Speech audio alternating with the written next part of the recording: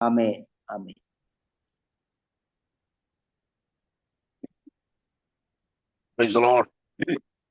കർത്താവിന്റെ പരിശുദ്ധ നാമത്തിന് നന്ദിയോടെ സ്തോത്രം ചെയ്യുന്നു. ബഹുമാന്യ അബുസാറിനും അദ്ദേഹത്തിന്റെ കുടുംബത്തിനും ഇന്ന് ഈ ക്ലാസ്സിൽ അറ്റൻഡ് ചെയ്യുന്ന എല്ലാവർക്കും ഈ പ്രാവശ്യത്തെ ഫാക്കൽറ്റിയിൽ പങ്കാളിയായ പ്രിയ എൽദോസ്റ്റാനും എല്ലാവർക്കും എൻ്റെ സ്നേഹവന്ദനം അറിയിക്കുകയാണ്. നമ്മൾ ഈ ഗ്രാജുവേഷന് മുമ്പുള്ള ചില ക്ലാസ്സുകളിലായി തുടങ്ങി വെച്ച ഒരു വിഷയമാണ് കഴിഞ്ഞ ക്ലാസ്സിൽ നമ്മൾ ചിന്തിച്ചുകൊണ്ടിരുന്നത്. ലേവ്യ പുസ്തകവും എബ്രായ ലേഖനവും തമ്മിലുള്ള ഒരു താരതമ്യ പഠനമാണ്. ലേവ്യ പുസ്തകവും എബ്രായ ലേഖനവും തമ്മിലുള്ള താരതമ്യം. ആ താരതമ്യത്തിൽ ഈ രണ്ട് പുസ്തകങ്ങൾക്കും പൊതുവായി വരുന്ന രണ്ട് വിഷയങ്ങളേ ഉള്ളൂ. ഏതാണ് ആ രണ്ട് വിഷയങ്ങൾ? ഞാൻ കഴിഞ്ഞ ക്ലാസ്സിൽ പറഞ്ഞു. ഒന്ന് പൗരോഹിത്യം, രണ്ട് യാഗങ്ങൾ. ഈ രണ്ട് വിഷയങ്ങളാണ് പഴയ നിയമത്തിലെ ലേവ്യ പുസ്തകത്തിനും പുതിയ നിയമത്തിലെ എബ്രായ ലേഖനത്തിനും പൊതുവായ വിഷയമെന്ന് പറയുന്നത്. അപ്പം അതിൽ നമ്മൾ പൗരോഹിത്യത്തെ കുറിച്ച് ചില സൂചനകൾ കഴിഞ്ഞ ക്ലാസ്സിൽ ഞാൻ നിങ്ങൾക്ക് നൽകുകയുണ്ടായി. അതിൻ്റെ കണ്ടിന്യൂവേഷനാണ് ഇന്നത്തെ ക്ലാസ്സിലും നമ്മൾ പ്രധാനമായും നോക്കുന്നത്. എന്താണ് പൗരോഹിത്യം? എന്തിനാണ് പുരോഹിതൻ? പൗരോഹിത്യം എന്ന് പറയുന്നത് ദൈവത്തിനും മനുഷ്യർക്കുമിടയിൽ മനുഷ്യന്റെ പ്രതിനിധിയായി ദൈവത്തിന്റെ സന്നിധിയിൽ ശുശ്രൂഷിക്കുന്ന ആളാണ് പുരോഹിതൻ. പുരോഹിതൻ ആരാണ്? മനുഷ്യർക്ക് വേണ്ടി ദൈവത്തോട്, അതാണ് അദ്ദേഹത്തിന്റെ ജോലി. ദൈവത്തിൻ്റെയും മനുഷ്യർക്കുമിടയിൽ മനുഷ്യർക്ക് വേണ്ടി ദൈവസന്നിധിയിൽ ശുശ്രൂഷിക്കുന്നയാൾ, ഇടിവിൽ നിൽക്കുന്നയാൾ എന്നൊക്കെ വേണേൽ പറയാം. അതാണ് പുരോഹിതൻ. ഇതെന്തുകൊണ്ടാണ് വേണ്ടി വന്നത്? മനുഷ്യന്റെ വീഴ്ച, പാപം ചെയ്തതുകൊണ്ടാണ്. മനുഷ്യനെ ദൈവത്തോട് നിരപ്പിക്കേണ്ടി വരും, അതുകൊണ്ടാണ്. എന്നാൽ പ്രവാചകന്റെ ജോലി അതല്ല. പ്രവാചകൻ ദൈവത്തിന്റെ പ്രതിപുരുഷനും ദൈവത്തിന് വേണ്ടി മനുഷ്യരോട് സംസാരിക്കുന്നവനുമാണ്. ഫോർ ഗോഡ് ടു മെൻ, ദൈവത്തിന് വേണ്ടി മനുഷ്യരോട്, മറ്റത് മനുഷ്യർക്ക് വേണ്ടി ദൈവത്തോട്. ഇതാണ് ഇവർ തമ്മിലുള്ള വ്യത്യാസം. പ്രവാചകൻ ദൈവത്തിന്റെ പ്രതിനിധി, ദൈവത്തിന് വേണ്ടി സംസാരിക്കുന്നു. പുരോഹിതൻ മനുഷ്യന്റെ പ്രതിനിധി, മനുഷ്യർക്ക് വേണ്ടി ദൈവസന്നിധിയിൽ ശുശ്രൂഷിക്കുന്നു. ഇങ്ങനെ രണ്ട് കൂട്ടരാണ്. ഇതിൽ ലേവി പൗരോഹിത്യം വരുന്നത് വരെ എന്തായിരുന്നു എന്നാണ് കഴിഞ്ഞ ക്ലാസ്സിൽ നമ്മൾ പഠിപ്പിച്ചത്. കുടുംബത്തലവന്റെ പൗരോഹിത്യമായിരുന്നു. ലേവി ഗോത്രത്തിന്റെ പൗരോഹിത്യം മോശയുടെ കാലത്താണ് ഉണ്ടാകുന്നത്. എന്നാൽ പൗരോഹിത്യം തുടങ്ങിയത് അപ്പോഴല്ല, അതിനു മുമ്പേ ഉണ്ട്. അവിടെ എല്ലാം കുടുംബനാഥനാണ് പുരോഹിതൻ. യാഗം കഴിക്കുന്ന കുടുംബത്തലവനാ. നോഹ യാഗം കഴിച്ചു, നോഹയാണ് കുടുംബത്തിന്റെ നാഥൻ. ഇയ്യോബ് യാഗം കഴിച്ചു, ഇയ്യോബാണ് കുടുംബത്തലവൻ. ഇസ്ഹാക്ക് യാഗം കഴിച്ചു, ഇസ്ഹാക്കാണ് കുടുംബത്തലവൻ. യാക്കോബ് യാഗം കഴിച്ചു, യാക്കോബാണ് കുടുംബത്തലവൻ. അപ്പം head of the family, Levi പൗരോഹിത്യം ഉണ്ടാകുന്നത് വരെ പുരോഹിത സ്ഥാനം വഹിക്കുകയും ആ ശുശ്രൂഷ ചെയ്യുകയും ചെയ്തു പോന്നിരുന്നു. എന്നാൽ ലേവി പൗരോഹിത്യം വന്നതോടെ യാക്കോബിന്റെ മകനായ ലേവിയുടെ ഗോത്രക്കാർക്ക് മാത്രമാണ് പൗരോഹിത്യത്തിനുള്ള ചുമതല ഏൽപ്പിച്ചു കൊടുത്തത്. ന്യായപ്രമാണമാണ് ലേവി ഗോത്രത്തെ പുരോഹിതന്മാരാക്കിയത്. അവിടം മുതൽ നമ്മുടെ കർത്താവായ യേശുക്രിസ്തു വരെ ലേവി പൗരോഹിത്യത്തിന്റെ കാലയളവാണ്. നമുക്ക് വേണമെങ്കിൽ ഇങ്ങനെ കണക്ക് കൂടാം. BC 1500 മുതൽ AD 30 വരെ ലേവി പൗരോഹിത്യത്തിന്റെ കാലമാണ്. എഴുതുന്നവർ എഴുതിക്കോണം. BC 1500 മുതൽ AD 30 വരെ കർത്താവ് കുരിശിൽ മരിക്കുന്നവരെ, കർത്താവ് ജനിച്ചപ്പോഴല്ല, മരിക്കുന്നവരെ ലേവി പൗരോഹിത്യത്തിന്റെ കാലമാണ്. അപ്പൊ 1530 കൊല്ലം വരും. ഇനി കുടുംബത്തലവൻ പുരോഹിതനായത് എത്ര കൊല്ലം? മനുഷ്യന്റെ വീഴ്ച മുതൽ BC 1500 വരെ കുടുംബത്തലവ പൗരോഹിത്യമാണ്. മനുഷ്യന്റെ വീഴ്ച മുതൽ BC 1500 മോശയുടെ കാലം വരെ കുടുംബത്തലവനാണ് പൗരോഹിത്യ ചുമതല.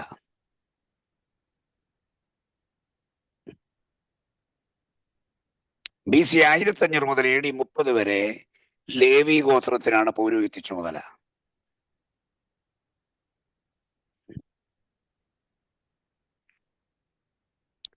അപ്പൊ എന്തിനാണ് ലേവി ഗോത്രത്തിന് പൗരോഹിത്യം കൊടുത്തതെന്ന് ചോദിച്ചാൽ, വരാനിരിക്കുന്ന യേശുക്രിസ്തുവിന്റെ പൗരോഹിത്യത്തിന്റെ നിഴലാണത്. പൗരോഹിത്യം ഉണ്ടെങ്കിൽ യേശുവിന്റെ പൗരോഹിത്യം പറഞ്ഞാൽ മനസ്സിലാവൂ, ഇല്ലേ? മനസ്സിലാകുകയല്ല. യേശുവിന്റെ മരണം നമുക്ക് വേണ്ടിയുള്ള യാഗമരണമായിരുന്നു എന്ന് നമുക്ക് മനസ്സിലാകാൻ കാരണം അതിനു മുമ്പ് യാഗങ്ങളുടെ പ്രമാണം കൊടുത്തത് കൊണ്ടാണ്. ചുമ്മാ മൃഗങ്ങളെ കൊന്ന യാഗമല്ലല്ലോ. അപ്പൊ യാഗം എന്ന നിയമം ഉണ്ടായിരുന്നത് കൊണ്ട് യേശു കൊല്ലപ്പെട്ടപ്പോൾ ഇതാ ലോകത്തിന്റെ പാപത്തെ ചുമക്കുന്ന ദൈവത്തിന്റെ കുഞ്ഞാട് ബലിയായി മരിച്ചു. നമുക്ക് മനസ്സിലായ കാര്യം. അപ്പൊ ലേവി പൗരോഹിത്യത്തിന്റെ പ്രത്യേകത എന്താന്ന് ചോദിച്ചാൽ, അത് ന്യൂനതകളുള്ള പൗരോഹിത്യമാണ്, നിഴലായ പൗരോഹിത്യമാണ്. ലേവി പൗരോഹിത്യം ന്യൂനതകളുള്ളതും കുറവുകളുള്ളതും നിഴലുമാണ്. അപ്പൊ നിങ്ങളൊരു ഹെഡിങ് കൊടുക്കുക, അഹരോന്യ പൗരോഹിത്യം. എഴുതുന്നവരൊരു ഹെഡിങ് കൊടുക്കുക, അഹരോന്യ പൗരോഹിത്യം. എന്താണ് അതിൻ്റെ കുഴപ്പങ്ങൾ എന്നാണ്. എന്താണ് അതിൻ്റെ കുഴപ്പങ്ങൾ?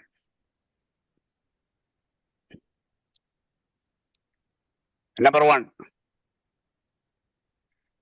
മനുഷ്യരുടെ ഇടയിൽ നിന്നുള്ള പുരോഹിതനാണ് അതിനകത്തുള്ളത്. മനുഷ്യരുടെ ഇടയിൽ നിന്നുള്ളവർ, പക്കാ മനുഷ്യരാണ് പുരോഹിതന്മാരാകുന്നത്. ഒന്നാമത്തേത് മനുഷ്യരുടെ നിന്ന്, എബ്രായർ 5:1, അതിന്റെ റെഫറൻസാ. അപ്പൊ അത് എഴുതിച്ച് വലതുവശത്ത് എഴുതിക്കോണം. എബ്രായർ 5:1.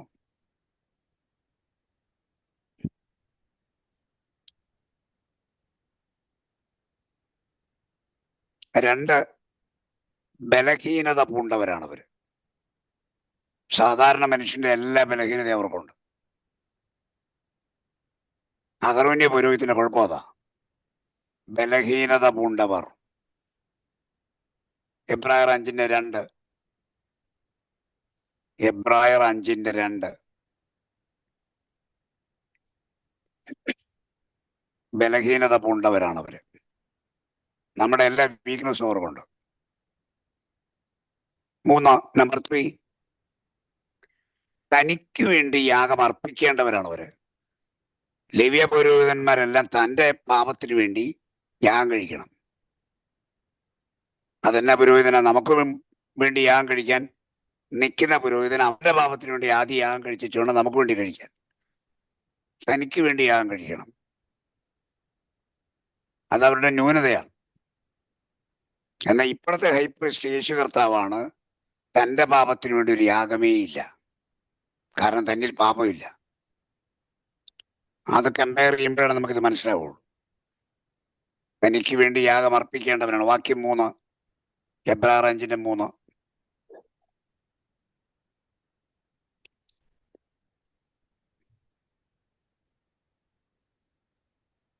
4, അവർ നിഴലായത് ശുശ്രൂഷിക്കുന്നു. അഹരോന്യ പൗരോഹിത്യം ശുശ്രൂഷിക്കുന്ന നിഴലിലാണ്. എബ്രായർ 7:5, നിഴലായതിൽ ശുശ്രൂഷിക്കുന്നു. എബ്രായർ 7:5.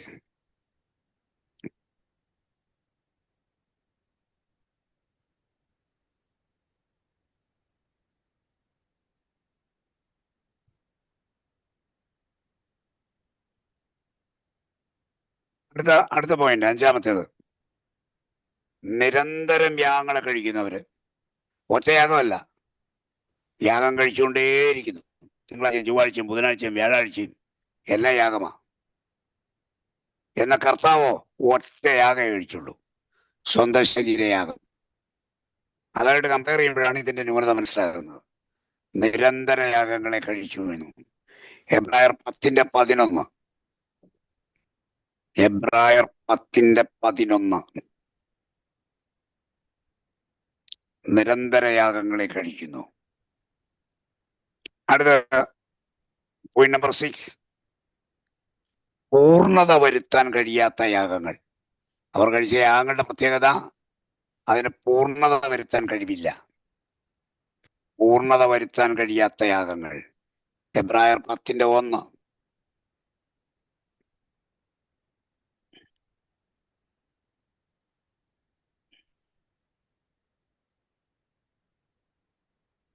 എബ്രായർ 10:1.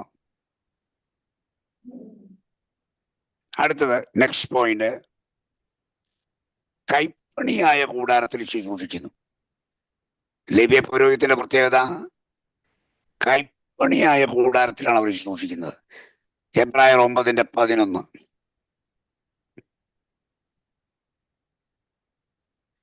എബ്രായർ 9:11. കൈപ്പണിയായതിൽ. എന്താ കൈപ്പണി എന്ന് പറഞ്ഞ അർത്ഥം എന്നറിയാമോ? മാൻമെയ്ഡ്. കൈപ്പണി എന്നതൊരു ഫ്രൈസാണ്. അതിന്റെ ശരി മീനിങ് എന്ന് പറയുന്നത് മാൻമെയ്ഡ് ടെമ്പിൾ എന്നാണ്. മനുഷ്യനുണ്ടാക്കിയതാ. എന്നാൽ യേശു കൈപ്പണിയായതിലല്ല. യേശു കൈപ്പണിയായ കൂടാരത്തിലല്ല സൂക്ഷിക്കുന്നത്.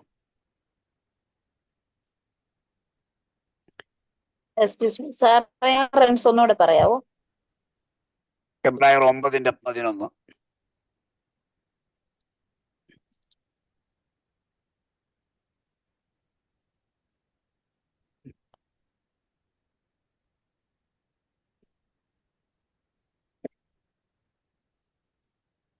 യേശു ശുശ്രൂഷിച്ച കൂടാരം കൈപ്പണിയല്ല. എബ്രായർ 9:11 തന്നെ ഒന്ന് വായിക്കാമോ? ക്രിസ്തുവ വരുവാനുള്ള നന്മകളുടെ മഹാപുരോഹിതനായി വന്നിട്ട് കൈപ്പണിയല്ലാത്തതായി, എന്ന് വെച്ചാൽ ഈ സൃഷ്ടിയിൽ ഉൾപ്പെടാത്തതായി, വലിപ്പവും തികവുമേറിയ ഒരു കൂടാരത്തിൽ കൂടി ആട്ടുകൊറ്റന്മാരുടെയും പശുക്കിടാക്കളുടെയും രക്തത്താലല്ല, സ്വന്തം രക്തത്താൽ തന്നെ ഒരിക്കലായിട്ട് വിശുദ്ധ മന്ദിരത്തിൽ പ്രവേശിച്ചു, എന്നേക്കുമുള്ള വീണ്ടെടുപ്പ് സാധിപ്പിച്ചു. മതി. ക്രിസ്തു കൈപ്പണി അല്ലാത്തതിലാണ് കയറിയത്. എന്നാൽ അഹരോന്യ പൗരോഹിത്യം കൈപ്പണി ആയതിലാണ് ശുശ്രൂഷിച്ചത്. അപ്പൊ അതുകൊണ്ടാണ് കൈപ്പണി എന്ന് പറഞ്ഞ മനുഷ്യനിർമ്മിതം, മാൻമെയ്ഡ്. ക്ലിയർ ആയി ഞാൻ വിചാരിക്കുന്നു. ഇനി അടുത്ത പോയിന്റ്, എട്ടാമത്തേത്. ആണ കൂടാതെ പുരോഹിതന്മാരായവരാണ് അവര്. ആണ കൂടാതെ പുരോഹിതന്മാർ. ആണ എന്ന് പറഞ്ഞാൽ ആണയിടുക എന്ന് പറയില്ല, അതാണോ? ആണ കൂടാതെ പുരോഹിതന്മാരായവർ. എബ്രായർ 7:20. ആണ കൂടാതെ പുരോഹിതന്മാരായവർ. എബ്രായർ 7:20. ലേവി ഗോത്രത്തെ പുരോഹിതന്മാരാക്കിയ ദൈവം, പിതാവായ ദൈവം ആണയിട്ടില്ല. കർത്താവായ യേശുവിനെ പുരോഹിതനാക്കിയപ്പോൾ ആണയിട്ടു, സത്യം ചെയ്തു, അനുദപിക്കുകയുമില്ല. നീ മൽക്കീസേദെക്കിന്റെ ക്രമപ്രകാരം എന്നേക്കും പുരോഹിതൻ എന്ന് പറഞ്ഞ് സത്യം ചെയ്തു. എന്നാൽ ലേവി ഗോത്രത്തിന്റെ പൗരോഹിത്യത്തിൽ അങ്ങനൊന്നുണ്ടായില്ല. അതുകൊണ്ടാണ് ഈ ആണ കൂടാത്ത പുരോഹിതന്മാരെന്ന് പറയാൻ കാരണം. കർത്താവിന്റെ പൗരോഹിത്യത്തിന് പിതാവായ ദൈവത്തിന്റെ ആണ ഉണ്ട്, സത്യമുണ്ട്. എന്നേക്കും ഒരു പുരോഹിതൻ എന്ന് യഹോവ സത്യം ചെയ്തു, അനുദപിക്കുകയുമില്ല. കണ്ടോ? അത് തന്നെ ഞാൻ പറയാൻ തുടങ്ങുകയായിരുന്നു. ആ വാക്യം അത് വായിക്കാൻ പറയാൻ തുടങ്ങുകയായിരുന്നു. യഹോവ സത്യം ചെയ്തു. ലേവി ഗോത്രക്കാർക്ക് അങ്ങനെ കൊടുത്തില്ല. മാറുന്ന പുരോഹിത്യം അവരുടേത്. അടുത്ത പോയിന്റ്, ലാസ്റ്റ് വൺ. മാറുന്ന പൗരോഹിത്യം മാറിക്കൊണ്ടേയിരിക്കും. ഒരാളുടെ കയ്യിൽ തന്നെ സ്ഥിരം നിൽക്കുകയില്ല. അപ്പം മരിക്കുമ്പോൾ മകന് കിട്ടും, മകൻ മരിക്കുമ്പോൾ അടുത്ത മകന് കിട്ടും, ഇങ്ങനെ പോയിക്കൊണ്ടിരിക്കും. യേശുവിന് കിട്ടിയ പൗരോഹിത്യം എന്നേക്കുമുള്ള പൗരോഹിത്യമാണ്, കൈമാറ്റം ചെയ്യുന്നില്ല. നമ്മുടെ കർത്താവായ യേശുക്രിസ്തുവിന്റെ പൗരോഹിത്യം മാർപ്പാപ്പയ്ക്ക് കൊടുക്കുന്നില്ല, അന്ത്യോക്യയിലെ പാത്രിയാർക്കീസിന് കൊടുക്കുന്നില്ല, കാൻറ്റർബറി ആർച്ച് ബിഷപ്പിന് കൊടുക്കുന്നില്ല, അലക്സാണ്ട്രിയയിലെ പാത്രിയാർക്കീസിന് കൊടുക്കുന്നില്ല, ആർക്കും കൈമാറ്റം ചെയ്യുന്നില്ല. അതങ്ങനെ കൈമാറി കിട്ടിയെന്നാണ് ഇവരെല്ലാം ധരിച്ചേക്കുന്നത്. അതുകൊണ്ടാണ് പോപ്പിനെ ക്രിസ്തുവിന് പകരക്കാരൻ എന്ന് വിളിക്കുന്നതിന്റെ കാരണം അതാ. ക്രിസ്തുവിന് എന്തിനാ പകരക്കാരൻ? ക്രിസ്തു ജീവിച്ചിരിക്കുകയല്ലേ. ഒരാൾക്ക് എപ്പോഴും പകരം ഒരാളെ നിയമിക്കേണ്ടി വരുന്നത് ആ ആൾ മരിക്കുകയോ ആക്റ്റീവ് അല്ലാതിരിക്കുകയോ ചെയ്യുമ്പോഴാണ്. നമ്മുടെ കർത്താവ് ആക്റ്റീവ് ആണല്ലോ. ഇന്നും വിശുദ്ധന്മാർക്ക് വേണ്ടി ദൈവഹിത പ്രകാരം പക്ഷവാദം ചെയ്തുകൊണ്ടിരിക്കുകയാണ് പിതാവിന്റെ വലതുഭാഗത്ത്. എന്തിനാ പകരക്കാരൻ? വചനങ്ങളുടെ അടിസ്ഥാനത്തിലാണ് ഇത്. മാറാത്ത പൗരോഹിത്യമാണ് യേശുവിൻ്റെത്, ഇത് മാറുന്ന പൗരോഹിത്യമാണ്. പിന്നെ 10ാമത്തെ പോയിന്റ്, തികവില്ലാത്ത, അതായത് ന്യൂനതകളുള്ള പുരോഹിതന്മാരാണ് അവര്. ന്യൂനതകൾ അത് പറഞ്ഞില്ലായിരുന്നോ? എബ്രായർ 7:23-24. സോറി, പറഞ്ഞില്ലെങ്കിൽ ക്ഷമിക്കുക. എബ്രായർ 7:23-24.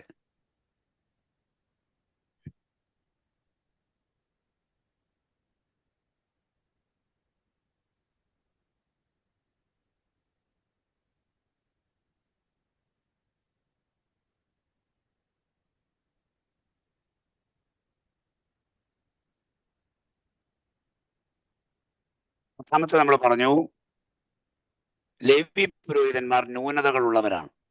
എന്തൊക്കെ ന്യൂനതകളാണ് ഉള്ളത്? നമ്മൾ എബ്രായ ലേഖനം 7-ാം അധ്യായം 26-27 വായിക്കാം.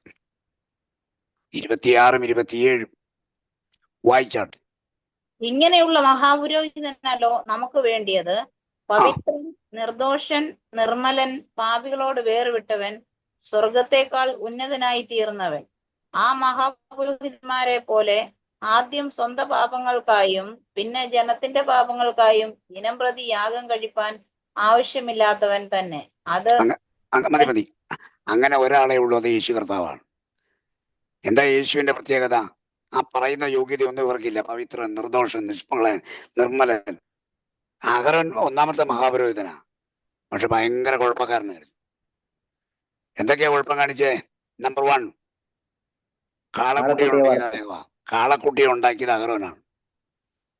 ജനം പറഞ്ഞു, ഞങ്ങളുടെ മുമ്പിൽ നടക്കാൻ ഒരു ദൈവത്തെ ഉണ്ടാക്കി തരണം. എന്നാൽ സ്ത്രീകളെല്ലാവരും അവരുടെ ആഭരണങ്ങളും കൊണ്ടുവരാൻ പറഞ്ഞു. കൊണ്ടുവന്നു. ഫർണറിലിട്ട് ചൂടാക്കി ഉരുക്കി അച്ചിൽ ഒരു കാളക്കുട്ടിയുടെ രൂപം വാർത്തുണ്ടാക്കി. എന്നിട്ട് പറഞ്ഞു, ഇതാണ് നിങ്ങളെ മിസ്രൈമിൽ നിന്ന് കൊണ്ടുവന്ന ദൈവം. അപ്പൊ എന്നാ മഹാപുരോഹിതൻ അദ്ദേഹം? മഹാപാപമാണത്. എന്താ അഹരോൻ പിന്നെ ജീവിച്ചിരിക്കാൻ കാരണം എന്നറിയാമോ? മോശ ഇടിവിൽ നിന്ന് കരഞ്ഞു രക്ഷിച്ചതാ. ഇല്ല, കൊന്നുകളഞ്ഞേനെ. ഞാൻ അഹരോന് വേണ്ടി അപേക്ഷിച്ചു, അല്ലെങ്കിൽ അവനെ കൊന്നേനെ. മോശ പറഞ്ഞു, അയ്യോ ചെയ്യരുത്. മോശയുടെ മാധ്യസ്ഥം കൊണ്ട് രക്ഷപ്പെട്ടതാണ്. ഇപ്പൊ വിഗ്രഹത്തെ ഉണ്ടാക്കിയ ആളാണ്. 2, മോശ ഒരു കൂശസ്ത്രീയെ വിവാഹം കഴിച്ചു. എത്യോപ്യക്കാരിയായ ഒരു സ്ത്രീയെ വിവാഹം കഴിച്ചു. അത് കഴിച്ചപ്പോ അഹരോനും മിരിയാമും കൂടെ ഒത്തുകൂടി. ചേട്ടനും ചേച്ചിയും. മിരിയാമാണ് ഏറ്റവും മൂത്തത്. അതിന്റെ തൊട്ടു താഴെയുള്ള ആളാണ് അഹരോൻ. അതിന്റെ താഴെയാണ് മോശ. ഈ കല്യാണം കഴിച്ചപ്പം ഇവരോട് ആലോചിക്കുകയോ ഇവരുടെ പെർമിഷനോ എടുക്കാതെ കുടുംബത്തിൽ ഒരു കാര്യം ചെയ്തപ്പം മോശ കല്യാണം കഴിച്ചവർക്ക് ഇഷ്ടപ്പെട്ടില്ല. അഹരോനും മിരിയാമോളും ഒത്തുകൂടി മുൻകൈ എടുത്തത് മിരിയാം തന്നെയാണ്. മിരിയാമാണ് പ്രധാനമായ റോള് കൈകാര്യം ചെയ്തത്. അഹരോനപ്പം മഹാപുരോഹിതനാ. ഒടുവിൽ എന്ത് സംഭവിച്ചു? മിരിയാമിന്റെ നെഷ്ടിയിൽ കുഷ്ഠം പൊങ്ങി അവളെ പാളയത്തിന് പുറത്താക്കേണ്ടി വന്നു. ഇതിലും അഹരോന് കൈയുണ്ട്. അപ്പൊ അഹരോൻ എന്ന് പറയുന്നയാൾ ഇവിടെ പറയുന്ന മഹാപുരോഹിതന്റെ യോഗ്യതയൊന്നും ഇല്ലാത്തയാളാ. പവിത്രൻ, നിർദോഷൻ, നിർമ്മലൻ, പാപികളോട് വേർപെട്ടവൻ, സ്വർഗ്ഗത്തെക്കാൾ ഉന്നതനായി തീർന്നവൻ. ഇതൊന്നും അഹരോനെയും ലേവി ഗോത്രത്തിന്റെ പൗരോഹിത്യത്തെയും ബാധിക്കുന്നതല്ല. പിന്നെ തനിക്ക് വേണ്ടി യാഗം കഴിക്കേണ്ടവനാണ് അഹരോൻ. മഹാപാപപരിഹാര ദിവസം 7-ാം മാസം 10-ാം തീയതി മഹാപാപപരിഹാര ദിവസം അഹരോൻ ആദ്യം പോയി തന്റെ പാപത്തിനോട് യാഗം കഴിച്ചിട്ട് ആ രക്തവുമായി കൃപാസനത്തിൽ പോയി ആദ്യം പ്രായശ്ചിത്തം കഴിച്ച് മടങ്ങി വന്ന് ജനത്തിന്റെ പാപത്തിന് വേണ്ടിയുള്ള യാഗം കഴിച്ച് ആ രക്തവുമായി രണ്ടാമത് ചെല്ലണം. തന്റെ പാപത്തിനോട് യാഗം കഴിക്കാതെ അഹരോന് നിലനിൽപ്പില്ല. അപ്പൊ എന്താണ് ലേവ്യ പൗരോഹിത്യത്തിന്റെ ന്യൂനതകൾ എന്ന് ചോദിച്ചാൽ ഈ 10 കാര്യങ്ങളാണ്. ഈ 10 ന്യൂനതകൾ അതിനുണ്ട്. ആ പൗരോഹിത്യത്തെ ദൈവം നീക്കിക്കളഞ്ഞു. എവിടെ വെച്ച് നീക്കി? യേശുവിന്റെ കാൽവറി മരണത്തോടെ നീക്കി. അതിനാ ദൈവാലയത്തിലെ തിരശീല മേൽതൊട്ടടിയോളം 2ആയി കീറി. ആ തിരശീല കീറി എന്ന് പറഞ്ഞതിന്റെ അർത്ഥം ഇനിയും അതിപരിശുദ്ധ സ്ഥലവും വിശുദ്ധ സ്ഥലവും തമ്മിൽ വേർതിരിവില്ല.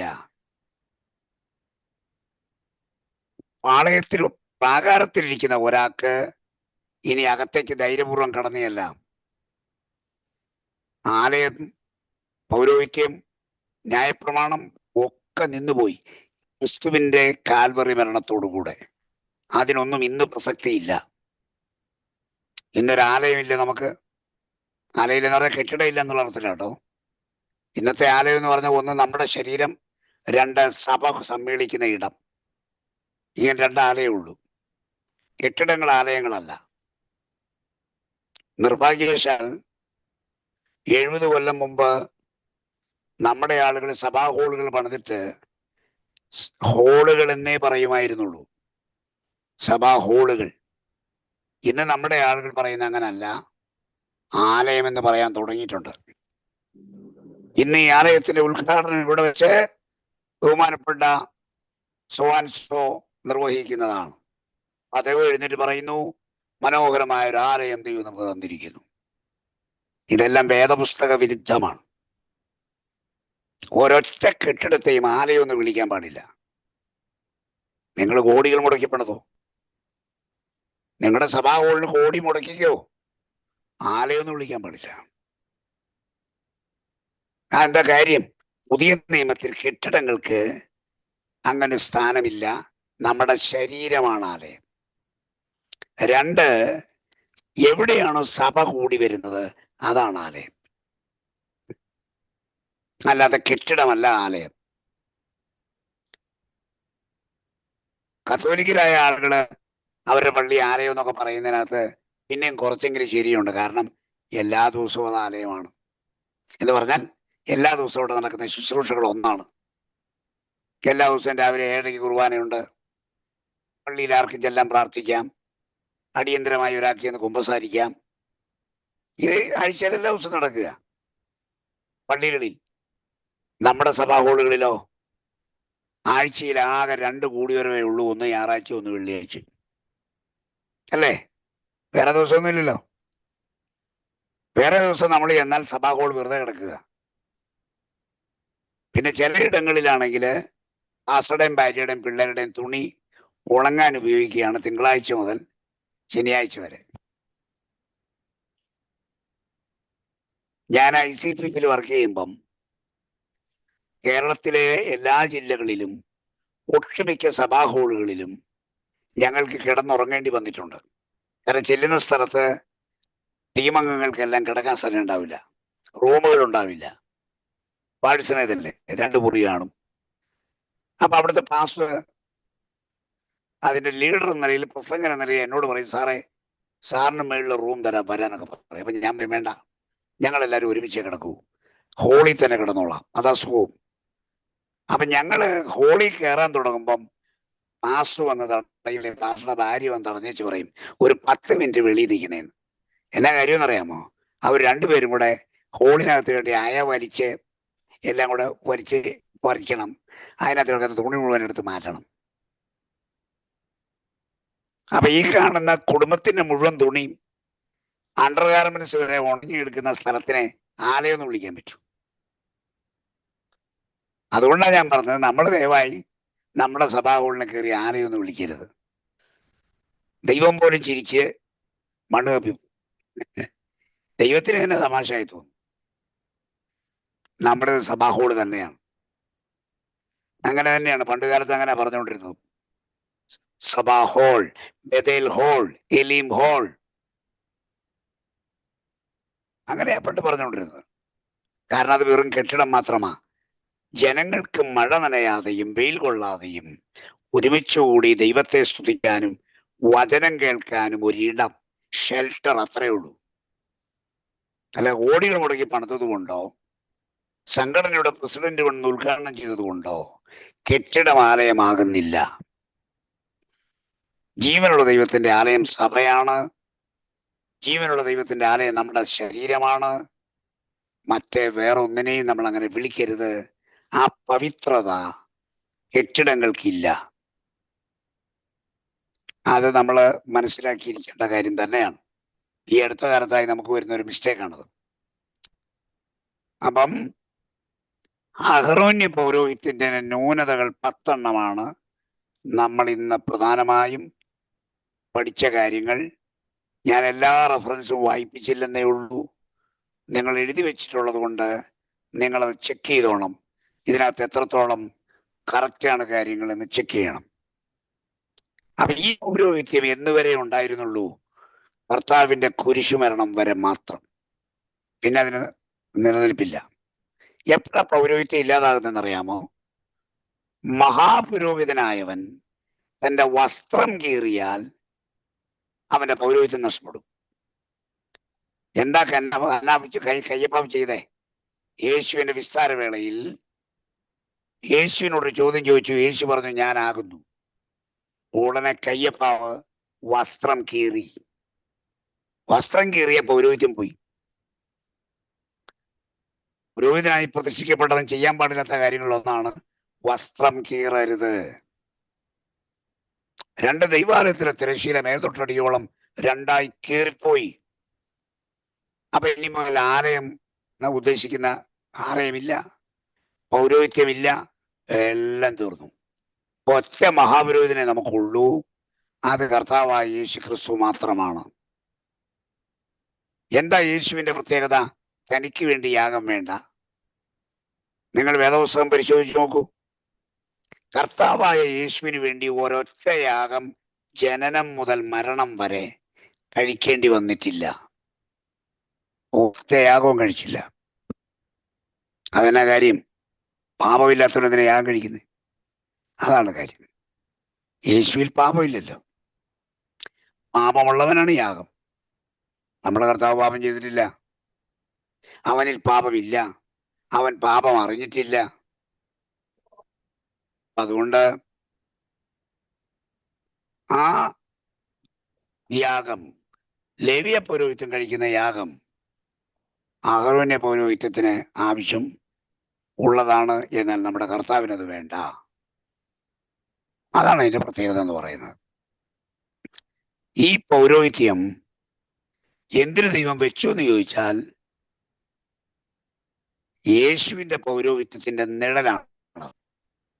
കർത്താവിന്റെ പൗരോഹിത്യം വേറെയാണ്. അത് ലേവി പൗരോഹിത്യത്തിന്റെ തുടർച്ചയല്ല. ലേവി ഗോത്രത്തിന്റെ പൗരോഹിത്യത്തിന്റെ മറ്റൊരു പ്രത്യേകത,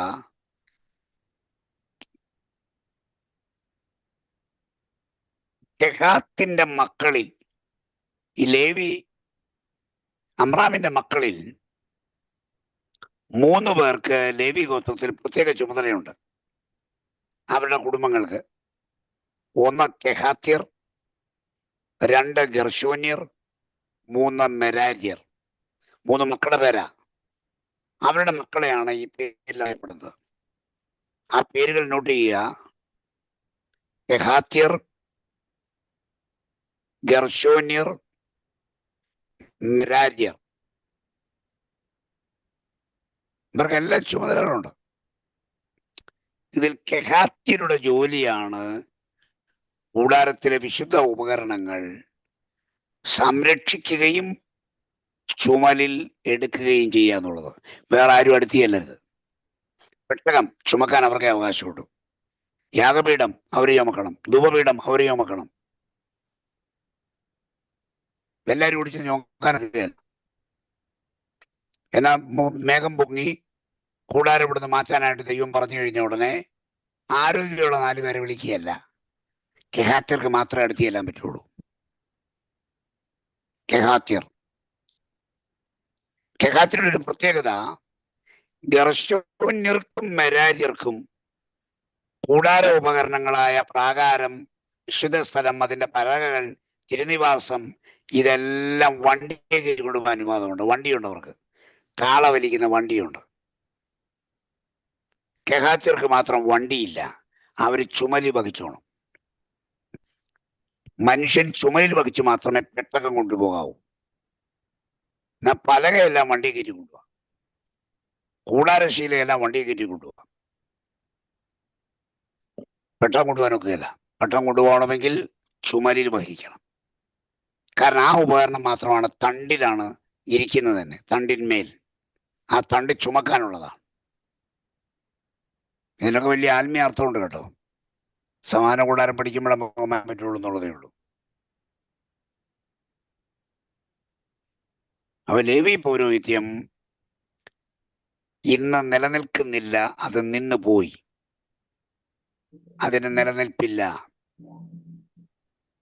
കേരളത്തിലെ യാക്കോബായ ഓർത്തഡോക്സ് സഭാംഗങ്ങൾ, അല്ലെങ്കിൽ ഈ 2 സഭകളും ലേവി പൗരോഹിത്യത്തിന്റെ പിന്തുടർച്ചയാണ് തങ്ങളുടെ പൗരോഹിത്യം എന്ന് അവകാശവാദമുള്ളവരാണ്. ഞാൻ കഴിഞ്ഞ ക്ലാസ്സിൽ ഇത് പറഞ്ഞു. എന്നാൽ കത്തോലിക്ക സഭയ്ക്ക് അങ്ങനൊന്നുമില്ല. അത് ലേവി പൗരോഹിത്യത്തിലാണ് ഞങ്ങളെന്ന് കത്തോലിക്ക സഭ പറയാതെ പഠിപ്പിക്കാറില്ല. എന്നാൽ യാക്കോബായ ഓർത്തഡോക്സ് പൗരസ്ത്യ സഭകൾ ലേവി പൗരോഹിത്യമാണ് ഞങ്ങളുടേതെന്ന് അവകാശപ്പെടുന്നവരാണ്. അത് വചനവിരുദ്ധമാണ്. പൗരോഹിത്യമേ വചനവിരുദ്ധമാണ്. മാനുഷിക പുരോഹിതന്മാർ സഭയ്ക്കില്ല. അതിന്റെ കാലം കഴിഞ്ഞു പോയി. നിക്കലോസ് എന്ന് പറയുന്ന ഒരാളാണ് ഇത് തുടങ്ങി വെച്ചത്. വെളിപ്പാട് പുസ്തകത്തിലെ എഫെസോസിലെ സഭയിൽ നിക്കലോവ്യരുടെ നടപ്പ് നീ പകയ്ക്കുന്നു, അത് ഞാനും പകയ്ക്കുന്നു. ഇപ്പൊ നിക്കലോവ്യൻ അല്ലെങ്കിൽ നിക്കലാവോസ് ആണ് പൗരോഹിത്യം തുടങ്ങി വെച്ചയാൾ. അയാൾ പറഞ്ഞു, ശുശ്രൂഷകന്മാർ പ്രത്യേകതയുള്ളവരാണ്, അവർക്ക് പ്രത്യേക ഡ്രസ് കോഡ് വേണം, അവർ സാധാരണ ആളുകളിൽ നിന്ന് വ്യത്യസ്തരാണ്, പ്രത്യേക സ്ഥാനം വേണം അവർക്ക് എന്നൊക്കെ ആദ്യമായിട്ട് സഭയിൽ കൊണ്ടുവന്ന നിക്കലോസാണ്. കർത്താവ് പറഞ്ഞു, അത് ഞാൻ ഇഷ്ടപ്പെടുന്ന കാര്യമല്ല, അത് ഞാനും വെറുക്കുന്നു. നിക്കലോവിലുള്ള നടപ്പ് എന്താണ്? അതിന്റെ കുഴപ്പമെന്ന് ചോദിച്ചാൽ, ജനങ്ങളെ പുരോഹിതന്മാരിൽ നിന്ന് വേർതിരിച്ച് കാണുന്നു സഭയ്ക്കകത്ത്. അതുകൊണ്ടാണ് ഈ ഐമേനികൾ എന്ന് പറയുന്നത്. ഐമേനി. ഈ കഴിഞ്ഞ ദിവസം എന്നെ ഞെട്ടിപ്പിച്ചൊരു കാര്യം നടന്നു. പന്തളം എന്ന സ്ഥലത്ത് നടന്നൊരു കല്യാണമാണ്. ആ കല്യാണത്തിൽ വിവാഹ ശുശ്രൂഷയ്ക്ക് ശേഷം അവിടെ ലീഡ് ചെയ്ത ആള് ഒരു കാര്യം അനൗൺസ് ചെയ്തു. തുടർന്ന് ചർച്ച് ഓഫ് ഗോഡിന്റെ അമായ അസോസിയേഷന്റെ പ്രസിഡന്റ് ആശംസകളായി 2 വാക്ക് പറയും. ചർച്ച് ഓഫ് ഗോഡാണ്. ചർച്ച് ഓഫ് ഗോഡിന്റെ അൽമായ അസോസിയേഷന്റെ പ്രസിഡന്റ്. ഞാൻ വാസ്തവത്തിൽ ഒരു നിമിഷം സ്റ്റക്കായി പോയി. അൽമായ അസോസിയേഷൻ എന്ന് പറയുന്നത് ഇവാഞ്ചലിക്കൽ സഭകൾക്കില്ല. ഇവാഞ്ചലിക്കൽ ഞാൻ ഉദ്ദേശിക്കുന്നത് ഇവാഞ്ചലിക്കൽ എന്ന് പറയുന്നൊരു സഭയല്ല. ബിബ്ലിക്കലായി സുവിശേഷാനുസൃതമായി പോകുന്ന കോൺഗ്രിഗേഷണൽ സഭയ്ക്ക് അൽമായരും പുരോഹിതന്മാരും തമ്മിൽ വ്യത്യാസമില്ല. അങ്ങനെ ഒരു ഡിഫറൻസ് ഇല്ല. അൽമായരില്ല. അവിടെ ചർച്ച കൂടുതലുണ്ട് അൽമായ അസോസിയേഷൻ പ്രസിഡന്റ്. സാധാരണ അത് പട്ടത്വ സഭകളിൽ കേൾക്കാറുള്ളൂ. അപ്പൊ വന്ന് അവിടെ ചെന്ന് നിൽക്കുകയാണ് അൽമായ അസോസിയേഷന്റെ പ്രസിഡന്റും ഒക്കെ. അങ്ങനെ ഒരു ഗ്രൂപ്പ് നമുക്കിടയിലില്ല. ഉണ്ടാകാൻ പാടില്ല. അൽമായ എന്ന് പറഞ്ഞ വാക്കിന്റെ അർത്ഥം എന്നാന്ന് അറിയത്തില്ല. അതാണ് ഈ കുഴപ്പേ. അങ്ങനെ വേർതിരിവ് സഭയ്ക്കകത്തില്ല. സഭയ്ക്കകത്ത് രക്ഷിക്കപ്പെട്ട, വീണ്ടെടുക്കപ്പെട്ട, വീണ്ടും ജനിച്ച ആളുകളുടെ കൂട്ടമാണ് സഭ. അവിടെ വചനം പഠിപ്പിക്കുന്നവനുണ്ടാകും, കേൾക്കുന്നവനും ഉണ്ടാകും. മറ്റൊന്നും അതിനിടയിലില്ല. ഒരു ശുശ്രൂഷകന്റെയും ശുശ്രൂഷ കൊണ്ടല്ല ഒരാൾ സ്വർഗത്തിൽ പോകുന്നത്. ആരും ആരെയും സ്വർഗത്തിൽ കൊണ്ടുവരാനും ഒക്കത്തില്ല. അവനവന്റെ കാര്യം അവനോ നോക്കണം. അപ്പൊ പിന്നെ ഈ എന്ത് ശുശ്രൂഷ ചെയ്യുന്നേ? മനസ്സിലായോ? അതുകൊണ്ടാണ് നമ്മൾ പറയുന്നത് ഒരിക്കലും അങ്ങനെ തരംതിരിവ് സഭയ്ക്കകത്തില്ല. ആ തരംതിരിവ് ഉണ്ടാക്കി വെക്കുന്നത് അപകടകരമായ കാര്യമാണ്. എന്നാൽ ശുശ്രൂഷകന്മാരുണ്ട്. എന്താണ് ശുശ്രൂഷകന്മാരുടെ ജോലി? ആത്മാക്കളെ രക്ഷിക്കലല്ല, രക്ഷിക്കപ്പെട്ട ആത്മാക്കളെ അവരുടെ ആത്മീയ അഭിവൃദ്ധിക്ക് വേണ്ട വചനം പറഞ്ഞു കൊടുക്കുന്ന ആൾക്കാരാണ്. പറഞ്ഞു കൊടുക്കുന്ന ആളുകൾ. ഞാൻ ചിലപ്പോൾ പറയാറുണ്ട്, സീനിയർ വിദ്യാർത്ഥികൾ ജൂനിയർ വിദ്യാർത്ഥികൾക്ക് പറഞ്ഞു കൊടുക്കും. 10ാം ക്ലാസ്സിൽ പഠിക്കുന്ന ഒരു സ്റ്റുഡന്റിന് 4ാം ക്ലാസ്സിലെ സ്റ്റുഡന്റിനെ പറഞ്ഞു കൊടുക്കാൻ പറ്റും? ഇല്ലേ? നമ്മുടെ വീടുകളിൽ തന്നെ ഇല്ലേ? മൂത്ത കുട്ടി അവന് +2 അല്ലെങ്കിൽ ഡിഗ്രിക്ക് പഠിക്കുകയാണെങ്കിൽ അവിടുത്തെ ഇളയ കുട്ടിക്ക് പറഞ്ഞു കൊടുക്കാം. അത്രയേ ഉള്ളൂ സഭയ്ക്കകത്ത്. അതിൽ കൂടുതലുള്ള വ്യത്യാസങ്ങൾ നമ്മൾ കൊണ്ടുവരുന്നത് എപ്പിസ്കോപ്പസിയുടെ ഒരു പകർച്ചയാണ്. അത് സഭ അംഗീകരിക്കുന്ന ബിബ്ലിക്കൽ പെർസ്പെക്റ്റീവിൽ തെറ്റായ കാര്യമാണ്. അങ്ങനെ തന്നെയാണ്. അതുകൊണ്ടാണ് ഈ ഉപദേശി എന്ന് വിളിക്കുന്നത്. ഉപദേശി എന്ന് പറഞ്ഞ വാക്കിന്റെ അർത്ഥം ടീച്ചർ എന്നാ. ഉപദേശി എന്ന് പറഞ്ഞാലേ അതിന്റെ അർത്ഥം ടീച്ചർ എന്നാ. ബൈബിള് നോക്ക്. ടീച്ചർ എന്ന് പറഞ്ഞ വാക്കിന്റെ അർത്ഥം എന്നാ? അപ്പം ടീച്ചറും മറ്റത് വിദ്യാർത്ഥികളുമാണ്. എന്താ ടീച്ചറും വിദ്യാർത്ഥികളും തമ്മിലുള്ള വ്യത്യാസം? വിദ്യാർത്ഥി എന്നും വിദ്യാർത്ഥിയായിരിക്കുകയല്ല. വിദ്യാർത്ഥി എന്നും വിദ്യാർത്ഥിയല്ല. ഞാന് പഠിച്ച സ്കൂളില് ഞാൻ ചെല്ലുന്ന കാലത്ത് വിദ്യാർത്ഥിയായിരുന്നയാൾ വളരെ വർഷങ്ങൾക്ക് ശേഷം ഞാൻ നാട്ടിൽ തിരിച്ചു വന്നപ്പം അദ്ദേഹം ആ സ്കൂളിലെ പ്രധാനാധ്യാപകൻ. ഞാൻ 5th സ്റ്റാൻഡേർഡിൽ 5ാം സ്റ്റാൻഡേർഡിൽ പഠിക്കുമ്പം ഇങ്ങനെ അവിടെ 10ാം ക്ലാസ്സിലാണ്, എൻ്റെ അയൽക്കാരന്. പക്ഷെ ഞാൻ പിന്നീട് എൻ്റെ നാട്ടിൽ ചെല്ലുമ്പം അന്ന് 5ാം ക്ലാസ്സിലെ വിദ്യാർത്ഥിയായിരുന്ന ഈ പുള്ളി ഞാൻ പഠിച്ച അതേ സ്കൂളിലെ അധ്യാപകനായിട്ട് അവിടെ ഉണ്ട്. അപ്പൊ സ്റ്റുഡന്റിന്റെ എന്നറിയാമോ? അയാൾ എന്നും സ്റ്റുഡന്റ് അല്ല. ഇത് തന്നെയാണ് സഭയിൽ നടക്കേണ്ടത്. ഇത് തന്നെയാണ് സഭയിൽ നടക്കേണ്ടത്. അവർ വളർന്നുകൊണ്ടിരിക്കണം, അവർ ശുശ്രൂഷിക്കാൻ പ്രാപ്തന്മാരാകണം. അതാണ് കാര്യം. അതുകൊണ്ട് അയ്മേനിയും തിരുമേനിയും ഒന്നും പുതിയ നിയമസഭയിലില്ല. അതെല്ലാം മതപരവും ജാതീയവും തെറ്റായ പഠിപ്പിക്കലുമാണ്. ആളുകൾക്ക് അങ്ങനെ ഒരു ഇതുണ്ടേ, ഇവരെന്തോ സൂപ്പർ പവർ ആണെന്ന് വരുത്തി തീർക്കാനുള്ള ശ്രമം. അതിന് നമ്മുടെ ഇപ്പോഴത്തെ പുതിയ അവതാരങ്ങള് പറയുന്ന ഒരു കാര്യമുണ്ട് വേദിയിൽ. ദൈവാത്മാവ് എന്നോട് പറഞ്ഞു. ഇങ്ങനെ പറഞ്ഞാൽ പിന്നെ നമ്മുടെ ഇടയിൽ ആരും ചോദിക്കുകയല്ല, അവർക്കറിയാം. ദൈവാത്മാവ് ഇപ്പോൾ എന്നോട് പറഞ്ഞു, ഈ ആരാധനയിൽ മരിച്ച ശവങ്ങൾ കൊണ്ടുവരും. നമ്മുടെ ആൾക്കാർ പലരും തലച്ചോറ് പണയം വെച്ചിരിക്കുന്നത് കൊണ്ട് അവർ കിടന്ന് ബഹളം വയ്ക്കും, ദൈവമേ ഇപ്പൊ തന്നെ കൊണ്ടുവരണേ ഒരു ഡെഡ് ബോഡി. ഞാൻ പറയുന്ന അവിടെ ഇരിക്കുന്ന മൊത്തം ഡെഡ് ബോഡിയൊക്കെ കഷ്ടമാണ്. അല്ലെ പിന്നെ ഈ പൊട്ടത്തരം കേൾക്കുമ്പോൾ ഉടനെ തന്നെ അതിന് കൈയടിക്കുകയില്ല. ഈ വർഷം നമ്മൾ 8 പേരെ ഉയർപ്പിക്കും. ഈ അടുത്ത കാലത്തൊരു സംഭവം നടന്നു, നിങ്ങൾ കേട്ടോന്ന് എനിക്കറിയില്ല. ഒരാൾ മരിച്ചു. ഈ പറയുന്ന ഒരു കോർപ്പറേറ്റ് വിശേഷകൻ അവിടെ ചെന്ന് പറഞ്ഞു, ഇയാളെ ഉയർപ്പിക്കാൻ പോവുകയാണ് ഞങ്ങൾ. 10-15 പേര് വട്ടം കൂടി നിന്ന് മൊബൈൽ മോർച്ചയുടെ ചുറ്റും നിന്ന് ഭയങ്കര പ്രാർത്ഥന. കുറെ പ്രാർത്ഥിച്ച് ഇയാൾ പറഞ്ഞു, മൊബൈൽ മോർച്ചയുടെ ഗ്ലാസ് പൊട്ടിക്കണം. അത് ഇളക്കി മാറ്റാനുള്ളതേ ഉള്ളൂ. അത് പൊട്ടിക്കണം, ഇയാളെ ഉയർപ്പിക്കാൻ പോവുകയാണ്. എന്തിനു പറയുന്നു? പെട്ടിയെ പിടിച്ച് കുലുക്കി, ഡെഡ് ബോഡിയുടെ തലയെ പിടിച്ച് കുലുക്കി, കാലെ പിടിച്ച് വലിച്ച്, ബോഡി മൊത്തം ഒലച്ച് ഒടുവിൽ നാട്ടുകാർ ഇടപെട്ട് പറഞ്ഞു വിട്ടു. മിക്കവാറും വീട്ടുകാർ പിന്നെ തടഞ്ഞു, ഇവിടെ വെച്ചൊന്നും ചെയ്യരുത് എന്ന് പറഞ്ഞു. ഇല്ലായിരുന്നെങ്കിൽ പെട്ടിക്കകത്ത് കിടക്കുന്ന ബോഡി കൂടാതെ അവിടെ പല ബോഡികളും വീണേനെ. മുഴുപ്രാന്തെന്നല്ലാതെ എന്നെ പറയാനാ നടന്ന കാര്യം പറയുന്നത്. ഇത് ഇന്നിവിടെ ഇതിനകത്ത് ഉയർപ്പിക്കാൻ പോവുകയാണ്. ദൈവാത്മാവ് പറഞ്ഞു ഉയർപ്പിക്കാൻ. ഡെഡ് ബോഡിയുടെ തലയെ പിടിച്ച് കുറേ നേരം കുലുക്കിയ എന്ത് സംഭവിക്കും അറിയാലോ. ബോഡി സ്റ്റിഫായി കഴിഞ്ഞു. ചത്തു കഴിഞ്ഞിരിക്കുന്ന ഒരു ബോഡിയിൽ പിന്നെ നമുക്കൊന്നും ചെയ്യാൻ ഒക്കുകയില്ല. ചെയ്ത പ്രശ്ന അതിന്റെ തലയെ പിടിച്ച് കുലുക്കിയ എഴുന്നേക്ക്, യേശുവിന്റെ നാമത്തിൽ ഞാൻ കൽപ്പിക്കുന്നു എന്നൊക്കെ പറഞ്ഞ അയാളുടെ കശേരിയും തലയും തമ്മിലുള്ള ബന്ധം വിട്ടുപോയോ എന്ന് എനിക്കറിയില്ല. എന്തൊക്കെ ഗോഷ്ഠികളാണ് നമ്മുടെ ഇടയിൽ ആൾക്കാർ കാണിക്കുന്നറിയാം. ഞങ്ങൾ എന്തോ സൂപ്പർ പവറാണത് കാണിക്കാനാണ്. ഞാൻ പ്രത്യേകം അഭിഷേകമുള്ള ആളാണ്, സൂപ്പർ പവറാണ് എന്നൊക്കെ വരുത്തി തീർക്കാനുള്ള ശ്രമത്തിന്റെ കൂടെ ഭാഗമാണ് മാസ് സൈക്കോളജി എന്ന് പറയും.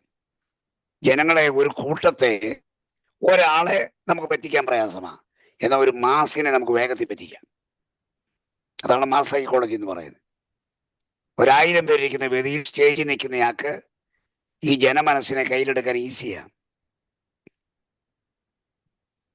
അപ്പൊ ഇതൊന്നും വേദവസ്ഥ പ്രകാരമുള്ള കാര്യമൊന്നുമല്ല. നോക്കെ, ഞാൻ എന്തായാലും ഇന്നത്തെ ക്ലാസ് ഇവിടെ കൊണ്ട് അവസാനിപ്പിക്കാം. ഇന്ന് പറഞ്ഞ കാര്യങ്ങളിൽ എന്തെങ്കിലും സംശയങ്ങളുണ്ടെങ്കിൽ നിങ്ങൾക്ക് ചോദിക്കാനായിട്ടൊരു ഇച്ചിരി സമയമുണ്ട്. എന്തെങ്കിലും ഡൗട്ട്സ് ഉണ്ടെങ്കിൽ നിങ്ങൾക്ക് ചോദിക്കാം. അത് ക്ലിയർ ചെയ്ത് നമുക്ക് പ്രാർത്ഥിച്ച് അവസാനിപ്പിക്കാം. എന്തെങ്കിലും എഴുതാതെ വിട്ടുപോയിട്ടുണ്ടോ, എന്തെങ്കിലും ക്വസ്റ്റ്യൻ ഉണ്ടോ, എന്തെങ്കിലും ഞാൻ എക്സ്പ്ലെയിൻ ചെയ്യേണ്ടതുണ്ടോ, അത് ചോദിക്കുക, പറയാം. പ്രൈസ് ദി ലോർഡ് സാറേ. Praise the Lord.